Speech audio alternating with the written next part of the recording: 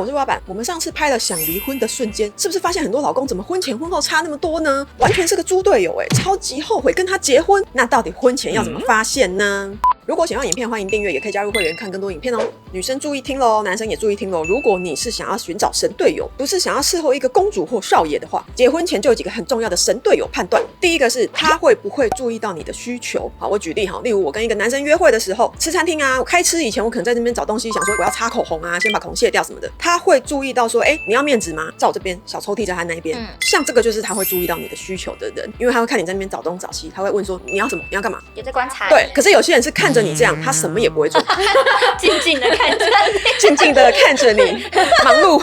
就是问一下也好，有可能不在他那边，在我自己这边，或是我包包找到了，可他会问一下，这个就是一个很贴心的小小的举动。还有就是那种你们一起去大卖场买东西啊，大包小包的啊，或者是去 IKEA 买东西啊，很多小家具什么很重啊，他会不会让你跟东西先在家门口下车，然后他再去停车场或什么，而不是去停车场停好，两个人再一起拿着很重的东西一起到家门口，不用有这段的辛苦，你懂吗？对啊，你只要那边等我，然后我们再一起拿上楼就好了，至少不用从停车场压过来吧？对啊。对，可是有些人就没有这个智商，他说你一定要跟着我一起去，他就只会觉得我们就是先停车啊，然后再一起搬回家，他不会想到说，等一下我放你跟东西家门口先下，你电梯等我，我先去停，我再回来。如果女生自己有在开车，其实你也会想要这样，因为你从车子要再搬到家很累，万一你不是你们家楼下停车场，是巷口停车场，你那一段真的是太浪费时间，就是有没有让事情轻松一点的能力，你可以去注意到这样子。但是我要提醒一下，这种小贴心有可能是在把妹的时候有，结婚之后没有，所以也不能当做唯一的参考。这只能说他可能有这个能力，但是他有可能是把妹的时候拿出来用而已，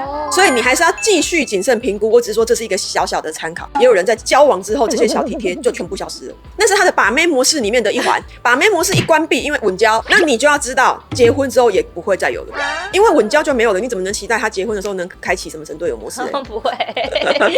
第二点就是观察稳交后的他有没有像刚刚讲的那样子差很多。我举一个例子好了，如果是稳交的男友，他是不是已经知道我的工作形态？例如他知道我很忙嘛，我常常过餐不食嘛，然后我常常加班到很晚嘛。好，如果跟他说我今天要加班，我会晚一点回去，或是先不要打扰我。好，结果我一下班的时候联络他的时候，他说晚餐在我手上咯。你是不是会觉得晚哦，贴心，想嫁给他？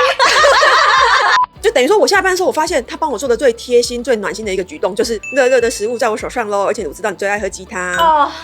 对啊，这个对，像这种行为，你就会发现他是可以注意到你的工作形态，然后适当的展现体贴。就有时候我这样对你，有时候你这样对我，我们是互相的。好，所以这集也不是只有给女生挑男生的伴侣看，就是男生你也可以注意到，有时候你的女友会不会也这样子体贴你？在稳交之后有没有发生？是不是经常性的发生？我们是互相都在支持对方的。如果是，你们结婚后应该也会是比较好的一个神伴侣，理解吗？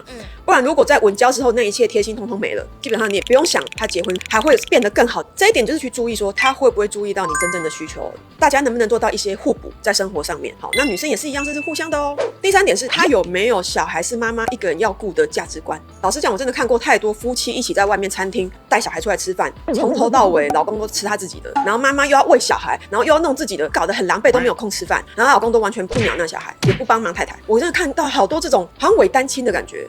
我还有看过那种妈妈在那边伺候小孩，然后弄小孩哭宝宝什么，然后自己还要吃，然后爸爸一个人在外面想说好了没要多久这样。我看的时候我都觉得好难受，为什么会是这样的一个组合？然后我甚至在 IG 上面有分享过我的这个观察，还有很多人回答我说，我觉得是因为那个女生是全职妈妈，所以本来就是该她要顾。谁说的？什么意思？我想说什么？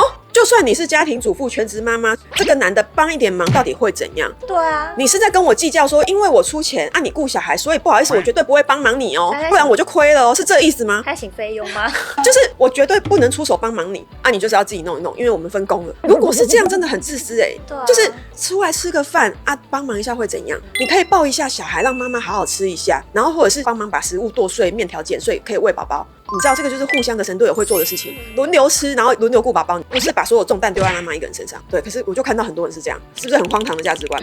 不是分工完之后中间就一刀切，连帮忙都不帮忙。那所以也蛮建议大家可以跟男友聊这个话题。他如果有那种不是啊，应该是因为他是全职妈妈吧，她老公在赚钱啊，所以正常啊。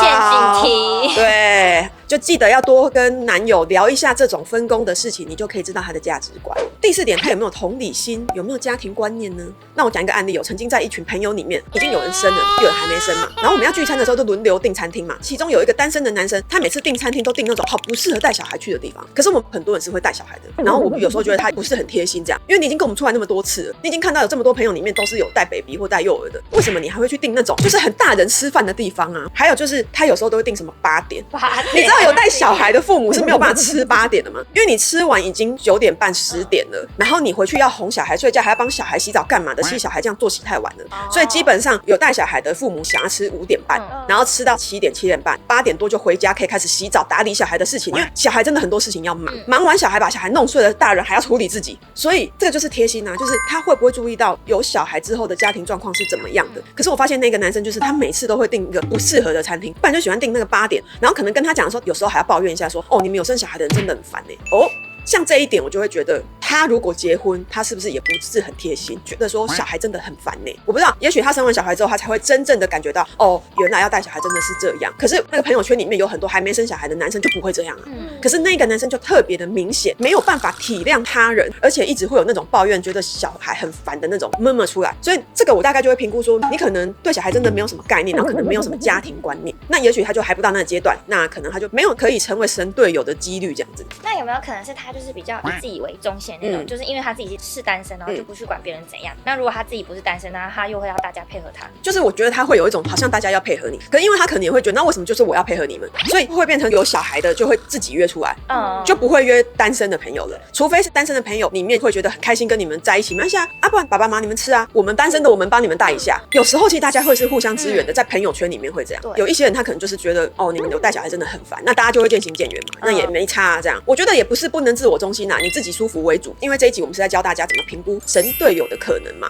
感觉这种人之后如果生完小孩，他会怪你没有把小孩带好，然后呢还会妨碍他喝酒啊、出去玩之类的。妨碍他晚上要出去夜生活，然后还要顾那个小孩这样。你觉得这种人可能就会变成是这样？感觉就会啊，因为他不体谅他人。对，我个人觉得是不是会体谅他人的这个部分，确实是一个很好的评估啦。因为你就算不体谅他人，至少你就知道说单身的你们就自己约，然后有小孩的自己约。那有时候大家很久没见面的融在一起的时候，那这个时候大家互相体谅一下。但是如果他还是不体谅，然后还要订8点，然后还要订那种酒馆，就是你到底想怎样？你到底理不理解其他人生完小孩了这样？像这个我就会觉得他好像没有足够社会化，他连就是这么久没见面，然后大家互相配合一下，好像他都不会，那可能就会有几率变成像你讲的那样，他生完小孩结完婚，他还是这么自我中心，对，离一点。那当然有可能他生了小孩完全会大改变也说不定啦，我们真的不确定。我只是说，如果是我在择偶的时候，我会先避开这样的选项，降低他成为猪队友的几率嘛。因为与其你去押宝说我押他就是生完小孩会改变，不如直接选一开始你就发现，他很体贴，然后他很有家庭观念、很有同理心的人吧，几率不会比较高吗？我建议啦，成年人只做筛选，不做改变，不等待奇迹，好不好？好啦，以上4点分享咯哈。我虽然是用女性的角度帮你们选神队友，但其实女生也可以用这些案例来反思自己会不会也是男生的神队友。我们希望我们都是彼此生命中的神队友哦。那我们来问一下观众问题咯。第一点是，请问今天这4点你认同吗？你觉得这4点哪一点最能判断神队友啊？还是你觉得都还蛮重要的？然后第二点是，已婚的人士们，如果你有挑到神队友，无论是老公还是老婆的，可不可以跟我们分享一下你当初的判断的关键点是什么，来帮助一下他人吧。本集可以推荐2部会员影片，从黑暗荣耀学到的是，这里面有一个高富帅、条件超好的男主角，每个人都超爱他。可是我在这集会员里面告诉你们，跟他结婚绝对不会幸福，是怎么观察出来的？建议你看一下咯。第二点是如何成为幸福的女人，这一集男生也适用哦。如果喜欢影片，欢迎订阅，也可以加入会员看更多影片哦。